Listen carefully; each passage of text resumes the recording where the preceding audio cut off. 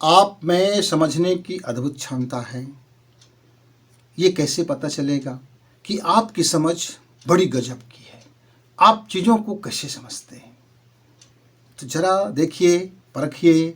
ये आपकी जो समझ है, ये आपकी सफलता में बड़ी रोल अदा करता है। मित्रों नमस्कार, लाइफ मंत्रा में आपका स्वागत। अब बसंत गुरु जी के साथ हैं।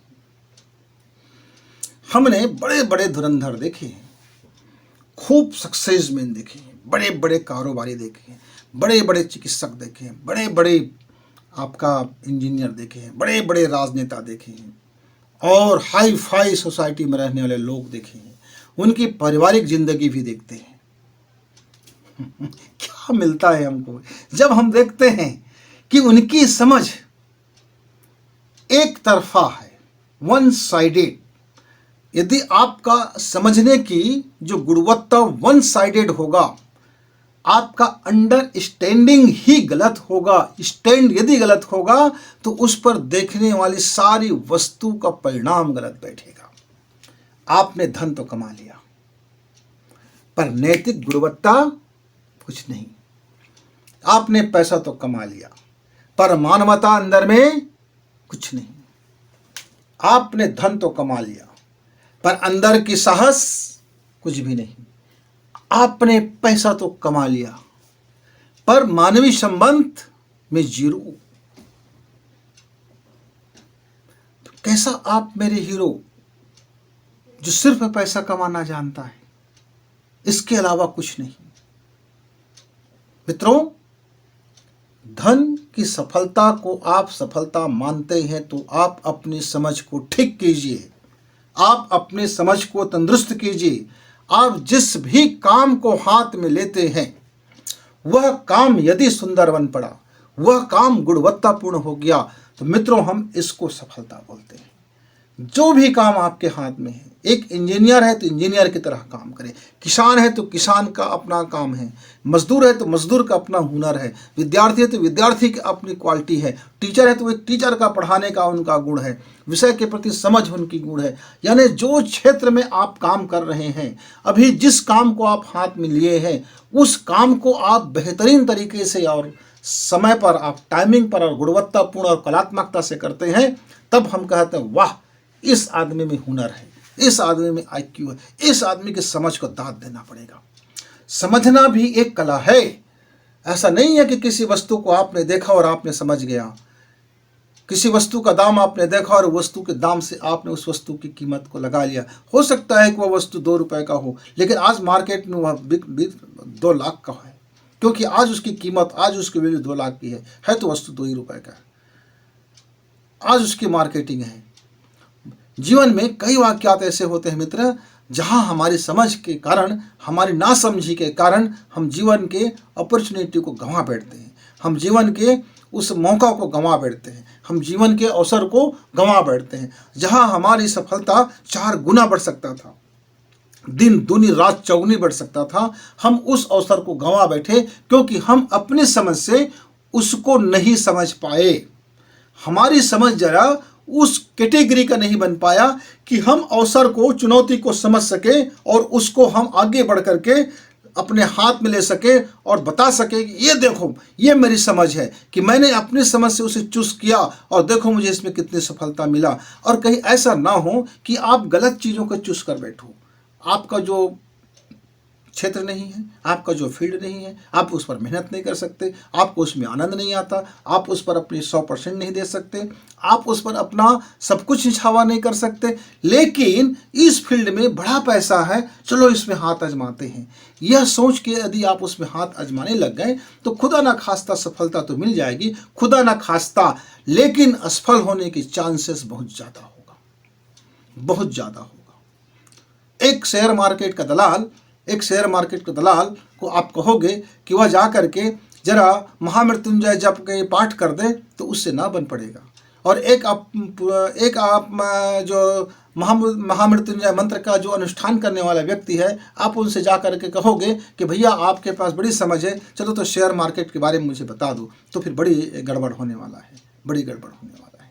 सभी तरफ समझ रखने वाला व्यक्ति बहुत कम होते हैं, क्योंकि आदमी स्टडी करते करते, रिसर्च करते करते, अपने कामों को समझते समझते उनका जीवन ही नासमझी से भरा हो जाता है। अपने जीवन में कई ऐसी वो नासमझी पूर्ण गलती कर चुके होते हैं, कई ऐसे काम कर चुके होते हैं जो बाद में स्वयं को वह सोचता है कि अरे यार, मैं इतना समझदार था पर मुझसे ये नासमझी कैसे हो गया।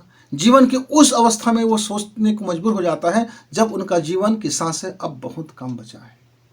अब उसका मूल्यांकन करने का कोई वैल्यू नहीं है, अब उसके समझने का कोई वैल्यू नहीं है, अब उसके जानने का कोई वैल्यू नहीं है, अब उसके मानने का भी कोई वैल्यू नहीं है। अब तो सारी चीज़ें घट चुकी है, न उसके पास वक्त है, न उसके पास ताकत है, न उसके पास कार्य करने की क्षमता है, न उसके पास अब प्रतिभा बचा है, न उसके पास दक्षता बचा है। अब वो तो गिन रहे हैं कि कब कब्र में पाँव लटका हुआ है। उस समय यदि समझ में आ जाता है कि मैं यहाँ यदि समझ गया होता तो मेरी सफलता आज मैं कहाँ होता।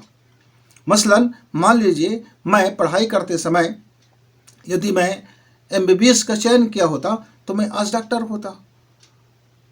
तो मैं उस समय इस बात को नहीं समझ पाया कि डॉक्टर बनने के लिए क्या करना पड़ता है, और हमारी पढ़ाई का दिशा बदलता गया। अब हम नहीं बन सकते। क्यों? क्योंकि हमने सही समय पर, सही टाइमिंग पर, राइट टाइमिंग पर राइट चूज नहीं किया। और ये राइट चूज कब होता? जब हमारे अंदर वो अंडरस्टैंडिंग होता या वो ज्ञान होता। उस ज्ञान को हम यदि बढ़ाए होते, उस ज्ञान की व्यापकता को समझे होते कि हमको इस पढ़ाई क्यों करना है, आखिर लाइफ में क्या बनना है और क्यों बनना है और किस तरह से बनना है, और फिर उसका परिणाम क्या होगा, फिर अंत में हम करेंगे क्या, ये सारे चीज़ों को यदि हम पहले से समझ गए होते और फिर अपनी स्टडी करते तो आज हमारी पोजीशन कुछ और होता। ऐसे आप ढेर सारे लोगों की आप कहानियां सुन लोगे। खूब लोग हैं ऐसे कहानियां बनाने वाले, क्योंकि है वो सत्य है, उनके जीवन का वो सच है, वो बताना चाहता है। तो लोग कहते हैं अरे आप तो मजदूरी करते हो और बता रहे हो कि आप इंजीनियर बन जाते, आपके पास इतनी हाँ भाई, मेरा गणित बहुत तगड़ा था, लेकिन क्या करूं, मैं तो मजदूर हूँ। मेरा तो बायोलॉजी बहुत तगड़ा था, पर क्या करूँ, आज तो मैं ऑटो चलाता हूँ। मेरी तो गणित में बड़ी समझ था, पर क्या करूँ, मैं आज क्लर्क बने बैठा हूँ। मेरा तो इंग्लिश और गणित और बायोलॉजी इतना तगड़ा था कि आज मैं बहुत ऊंचे ओहदे पर अफसर होता, पर मैं क्या करूं का इतनी ज़्यादा मात्रा है मित्रों कि जब आप इसका एक रिसर्च करेंगे तो आपको ऐसा 99% लोग आपको मिल जाएंगे कि जो अपने जीवन काल का यह कहानी आपको दोहराएंगे कि काश मैं उस समय मुझको ये समझ आ गया होता, काश मैं अपने अंदर की मेरी समझ उस समय विकसित हो गया होता, काश मैं अपनी समझ को समझ गया होता कि मैं कितना समझता हूँ, काश मैं अपनी समझ की दायरा को बढ़ा लिया होता, काश कि मैं अपनी समझ को यह समझा दिया होता कि तुम्हारी तुम समझ उतना नहीं है, तुम अभी नासमझ हो, तुम्हारी उम्र ही क्या है, तुम अनुभव से पके हुए नहीं हो, तुम 2-4 अक्षर पढ़ लिए हो, तुम 2-4 फार्मूला जानते हो, तुम 2-4 रासायनिक सूत्र जान लेते हो, तुम 2-4 इंग्लिश जान लेते हो। बस ये आपकी समझ की कैटेगरी नहीं है। जीवन को समग्रता से देखने की समझ यह आसानी से उपलब्ध नहीं होता मित्र। यह DNA से आता तो है, पर आने के बाद यदि आप उसको रोज रोज नहीं मांजेंगे, रोज रोज नहीं खिला रोज रोज उसको आहार नहीं देंगे, तो वह भी समझ आपका खत्म हो जाएगा। फिर आप कुछ भी समझते रहोगे, किसी का मायने कुछ भी समझते रहोगे। मैं आपसे कहूँगा यस, आप उसका मायने कुछ भी लगा सकते हो। मैं आपको देखूंगा और आप मेरे देखने का तरीका का आप कुछ भी आकलन कर सकते हो। तो आपके अंदर का जो विचार है, जो थॉट है, उसकी गहराई कितनी है, आपका देखने का तरीका क्या है। आप कोई चश्मा से देखते हैं क्या? आपके अंदर में कोई चश्मा है क्या? चश्मा मतलब क्या है कि आपकी सोच पहले से फिक्स है कि यह व्यक्ति फला है, यह मजदूर है तो यह अच्छा नहीं हो सकता, ये क्लर्क है तो ये शानदार नहीं हो सकता, ये फलाने हैं तो ऐसा नहीं हो सकता। अरे यार, ये आदमी लोगों का क्या है, ये पिछड़े हैं, इनके पास कुछ पैसा नहीं है, ये पैदल छाप है, ये साइकिल छाप है, ये रेवड़ी वाले हैं, ये ठेला वाले हैं, ये फलाने वाले हैं, ये ठेकाने वाले। ये सारे चश्मा लेकर के यदि आप अपने कारोबार में हैं और आप अपने तैयारी कर रहे हैं सफल होने की, तो जरा आप अपनी समझ को ठीक कीजिए। मनुष्य के व्यक्तित्व उसके चाल चलन से प्रकट होता है, उसके अंदर की जीवटता से प्रकट होती है, उसके जीवन की प्राण से प्रकट होता है। धन दोनों का महत्व है, तो जीवन में जीवने का भी महत्व है, आपकी नजरिए का भी महत्व है, आपकी सोच का भी महत्व है, आपके मन का भी महत्व है, आपका शरीर का भी महत्व है, आपकी संवेदना का भी महत्व है, आपके लाइफ का भी महत्व है, आपकी सांसों का भी महत्व है। इस प्रकृति का भी महत्व है, आप जिस समाज में रहते हैं उस समाज का भी महत्व है, आप जिस फैमिली से आते हैं उस फैमिली का भी महत्व है, आप जिस कंट्री में रहते हैं उस देश का भी महत्व है। आप किसी के महत्व को कम आंक करके अपनी महत्व ज़्यादा यदि आंकते हैं तो अपनी चश्मा ठीक कर लीजिए। आपके चश्मा में नंबर चढ़ा हुआ है, जरा उस चश्मा को हटा के आप साफ सुथरा देखने की कोशिश करें। जब चीज़ों को चीज़ों की तरह देखेंगे, जब आप कार्य को कार्य की तरह देखेंगे, जब लोगों को उसके अंदर के दैवी क्षमता के अनुसार से देखेंगे, लोगों की समझ को उनकी समझदारी से जब आप देखेंगे कि उनके निर्णय करने की क्षमता क्या है, कब हमको यह निर्णय करना चाहिए कि मुझे नहीं निर्णय करना है, और कब यह निर्णय कर लेना चाहिए कि अब मुझको निर्णय कर लेना है।